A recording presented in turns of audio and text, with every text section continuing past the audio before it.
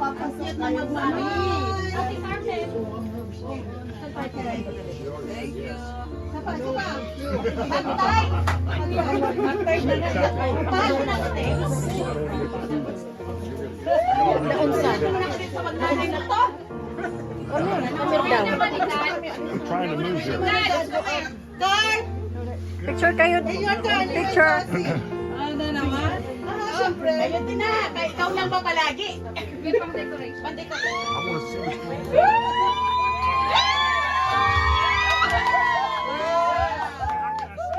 Ang ginawa ng dalawa to, marami. Kaya pala puti talaga gusto isuot. Come on, I wanna see.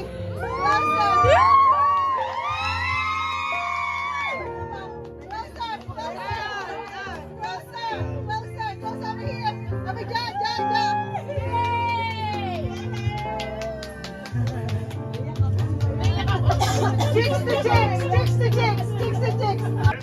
Yeah, that's it.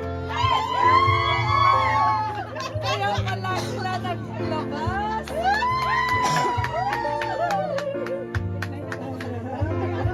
Thank you. Ano kuya kan? Okay, ja. Nice! Galala picture. May mga pakulo kayo. Naiyak si Carmela. Ano yan? Umupo rin na. Okay, Wyatt! Wyatt! Kasi anniversary na. Turn up the music, please. Labas na daw. May pakanak sila. Di ko alam. Kaya pala ito. Sayang, hindi ko to alam. Hindi mo talaga alam. Quiet. Quiet na. Quiet. I need to stand up. Ning. A lot of people's not going to understand the words, but you will. Okay? What is this? Before I start all this, I want everybody to know I was an 18-year-old and went to combat in Vietnam. I returned home with a cold heart. But Ning here, has over time changed me to a more caring, loving person. I was never emotional, but as I go through this, I just may get extremely emotional. This is why I had to write all this down, because I do love this girl. Yesterday, April 20th, in 2009, we met online. And every day for 3 years, we talked from an hour to 6 hours every day. We might have missed 10, 15 days out of 3 years. And when I went to see her, and we decided we'd get married, I sat there and told her, I says, all I got to offer you is me. I have nothing else. And she says, I'm not worried about material things. All I want is a loving and caring husband. Yeah, that's true. So that's when I got there and said to myself, I think I found the right one. I love you, Ning, and I want everybody to hear, to see, and hear me tell the world. On the second trip to the Philippines, we went to see Mama. And we went to like a gazebo type building. Everybody was sitting. She was sitting next to me, and Mama come in and worked her way around. Had her on the leg, tell her to move. And she sat there and had fruit. She peeled it, and she peeled even for me and to eat. Ning asked for a piece, and she says, no, this is my canola.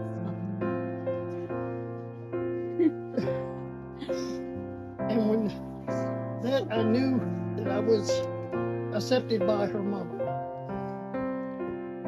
You know, Nina, I love you more than I can say. I will love you twice as much tomorrow. But I will love you each and every day. I had to write this down because I wouldn't get it through. Your precious love means more to me than any love could ever be. My love for you is wider and deeper than any sea. From the first day we met to the day you arrived in 2012. I've already said that.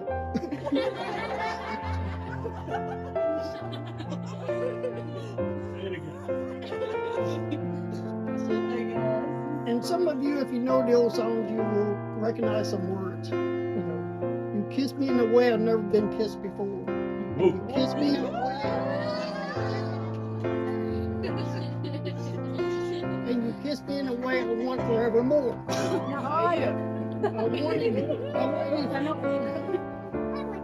I said, you're like kissing an angel in the morning. I can't see me without you. I love you so much. I even asked God if I got any credit to get in heaven, to give it all to you. So you could have a better place in heaven. I waited so long for this day to come true, for you resisted for what I am about to do. The day and time is here.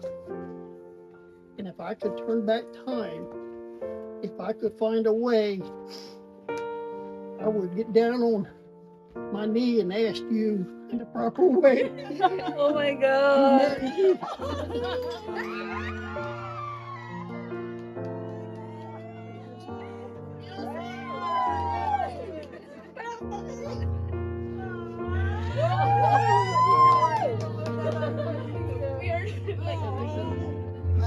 Oh my goodness!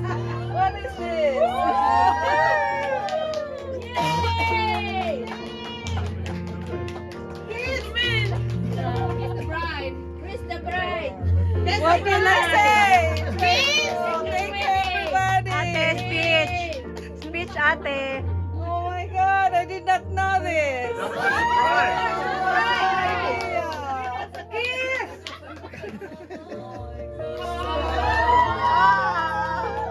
Hello. She said yes. Any I speech? said yes. I really don't want it. How did this happen? I know. Now you know why this was put on. Oh my, thank you. Ring. Unattached to this new ring. I did not know. This is my engagement ring. The first one. This is the new one. So they are pasted together. Haba ng hair! Baguhin na yan! Aba nang abot hanggang Pilipinas, te ah. I got my two rings glued together. My engagement ring glued to this ring. This ring. Oh my God. Your engagement ring.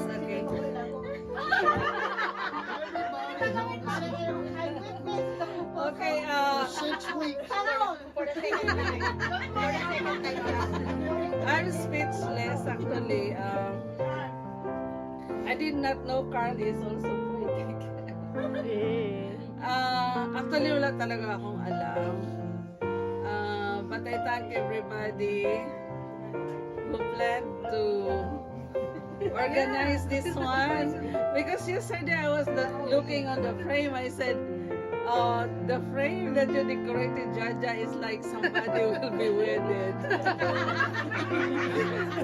I said it's a good frame for wedding celebration, a wedding event.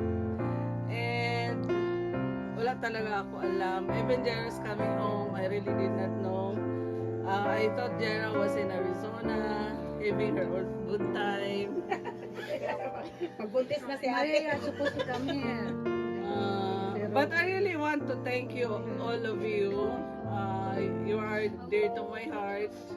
You are family to me, and thank you for all the support in good times and in bad times.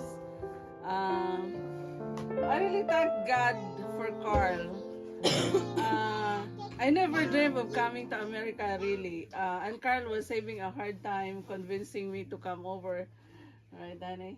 It was a big quarrel between him and me because I thought my life is in the Philippines. And actually, I'm inviting him to like stay in the Philippines, live in the Philippines, not me coming over here. But when God planned it, you cannot just say do whatever you want. And I really thank God for you, honey. You're the best ever thing or thing that happens to me. Marrying Carl is also ups and downs, but I know God has a wonderful plan for all of us. Carl was very supportive for my family, for my kids, and for everyone. So I really cannot thank you so much for everything you did to You us. can later. Kaya pa? And I was Of course. there is only one thing that I really realized, that maybe God sent Carl to me and I was sent to him for so many reasons. And even mom and dad, when they were alive, they're telling me that Carl became a different person when he married me. And he told me like he is 180 degrees changed. Oh, wow. And That's good. And maybe that's the reason why I also thank God for everything, for all the plans He did in my life, and for all the blessings that we receive, especially friends. It's not all money that matters to me. What matters to me is relationship. So I thank God for the trials and challenges we got, that we survive it. And we are still couples until this time, continue. And I promise the Lord, even in my prayers every night, that as long as He give me life, I will be taking care of you. I will be staying with you. And I will be there until the last breath of my life. I love you, Annie. Thank you so much. Salamat.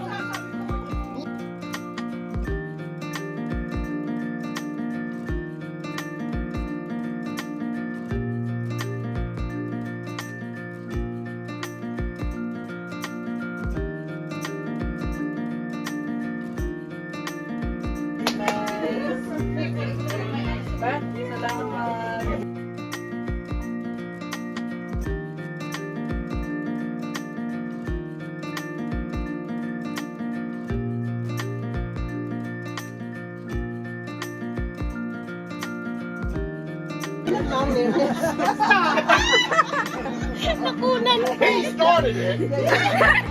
Oh, come He in. finished it. Let's go, let's go. You're not on the picture. Okay, look, okay. Over here. No, take off the strawberry. No, take off the strawberry. And the balloon. Usog kayo dito sa frame. Take off the strawberry. It's right here. Ay, ba nagpila? Ay! Ay, ay, ay! Ano, ano kayo, Emily? Okay. Oh, ito. Ayan, yung seryoso, yung seryoso. On the frame. There you go. Ano ba yun? Walang seryoso. Yung seryoso, sis. Okay, Sabi one yan, serious oo, one. one serious picture. Okay, Yung seryoso. All right, now. I'll make them. Sabi ng talong kami. Outsiders. Picture. Sabay mag-solo muna? Oo. Solo Kayo ni Jaira, te.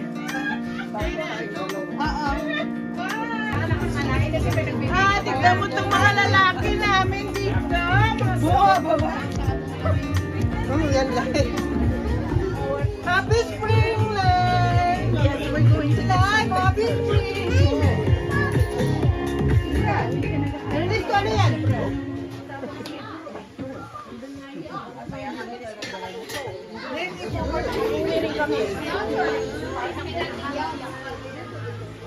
Ano yan, ate?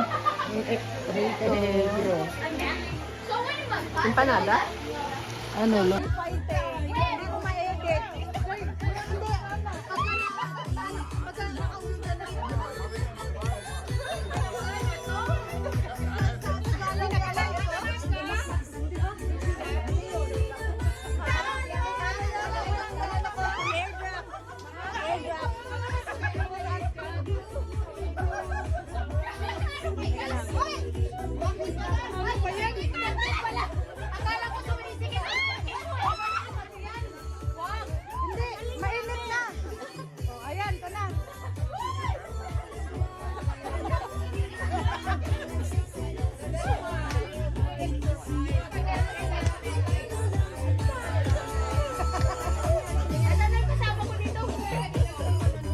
Sobrang dami ng ganito, ano? Ito, namimiss ko kay Ate Jocelyn eh.